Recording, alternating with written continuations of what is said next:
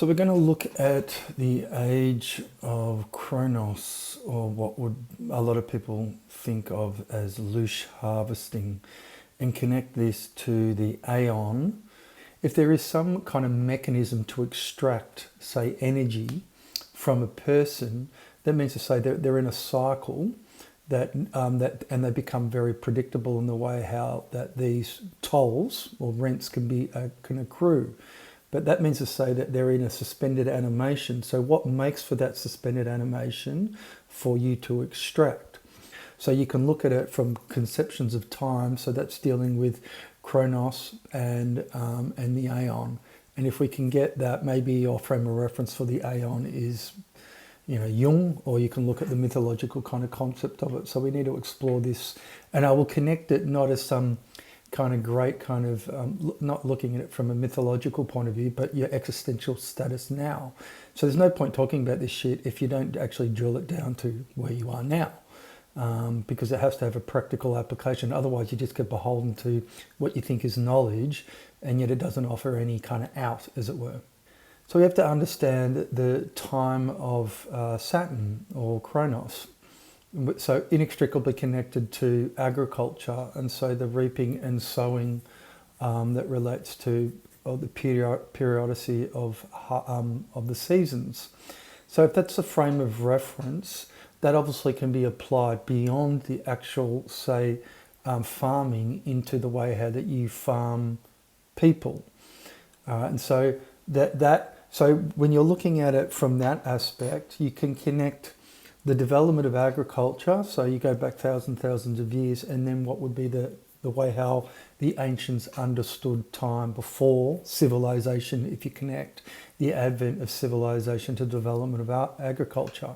So that would be one way to understand now what would be the differences between, say, the time and or harvesting, and the action obviously involved in reference to what would be say the ancestors that came, or a way of life that came before agriculture, which was more hunter-gatherer. And so the way how that these people were orientated towards their understanding of, say, the rhythms of nature, and obviously their understanding of time and within the cosmos at large.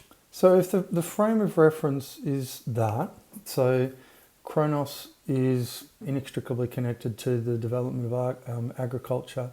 We could say the Aion, so the way how the Greeks understood the personification maybe of the ages of what would be an unbound time. So unbound maybe from earthly existence, but earthly existence could be in reference to farming. Then this is the way that we can read it. So first we have to establish that if time is given as a value, all right, and so that obviously predicates our actions as money making, because we're orientated towards life marginally, so through the interest of this economic agents that we produce ourselves to be, then what happens here when we presuppose that we're orientated towards a return, so seeking a harvest for our actions, and yet if we were to question the nature of the way our time is given to us as a value or as something as marginal, do we have a choice in the way how time is given to us?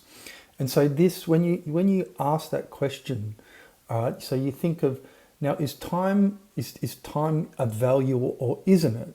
Because if you say, well, it is a value, because obviously it predicates your actions, and so you're orientated towards your life marginally, you cannot do justice in the sense of what is unbound, because you bind yourself to what becomes linearized. So linear time here relates to Chronos, because ultimately you are linearized in reference through the marginal way how that you're orientated towards life. So you cannot be, you're bound to the return that you seek. And so what that means is that if you use money as a tool for thinking, you're discounting the presence of the Aion, which is unbounded time, or what I say is like a dream time. You can kind of conflate it in a roundabout way, whereby you are unbound. That means to say your actions are unbounded. Now, for your actions to be unbounded means to say that you're the perennial genesis of life. And so you're not compensating basically to being born ultimately. So to be born into, say, our world, we would like to say, is to be bound to the way how time's given to you. So if time's given to you as an economic good or a resource or as a means, then ultimately you are producing the very credit instrument that people can tax or toll you. So loosh harvesting, if you think of loosh harvesting, all right, what's that? That's just works upon a cycle. It doesn't matter the way how you explain this thing. It's just based upon the principle of agriculture or farming. And it doesn't matter what you farm in that case. But if you're farming the self or you're farming people, think about what happens when you spend your time the way how it's given to you as an economic good, because you can never temporalize or you can never potentialize your time beyond the way how it's given to you as something that's marginal. So you can spend your time to no end or never outside the totalizing claim that's given to you when it's given to you as an economic good. So when you're looking at that principle that you can never spend it outside the economic good that it's given as, that means to say that the marginality of your time is there's an indistinction. So you're sold on labour and leisure, but the truth claim of the value is transcendent to the distinction that you work on. So the system doesn't care the way how you spend your time, just as long as you're spending it. That's the point. If you think that you're spending it as a thing. You've created, so once again, why is that important? Well, that gives you the nature of the spirituality that you're beholden to, or ultimately the spiritual disease, when you don't question the transcendental truth claim of whether or not time is a value or not. Because this is why it makes it impossible for people to see what they're beholden to, because if you were to question, your time is not valuable. You have the people would have a sense of indignation to that fact, because ultimately it's their time, but it's not your time. You borrowed time from yourself. But if you borrowed it, what happens is that you allow other people, parasites, to come in and to claim that. And so what it does is they use it. It becomes a collateral against the asset that you create yourself in order for you to manacle yourself to a system that you don't know the nature of. Because so once again, if you think of loosh harvesting is some kind of principal mechanism of the way how the world works, you're not looking at it from the aspect that, do you have a choice on the way our time's given to you? Because that's a line. That time, when time's given as marginal, it's a line, and it allows you to cycle upon yourself. Why? Because you cannot temporalize place.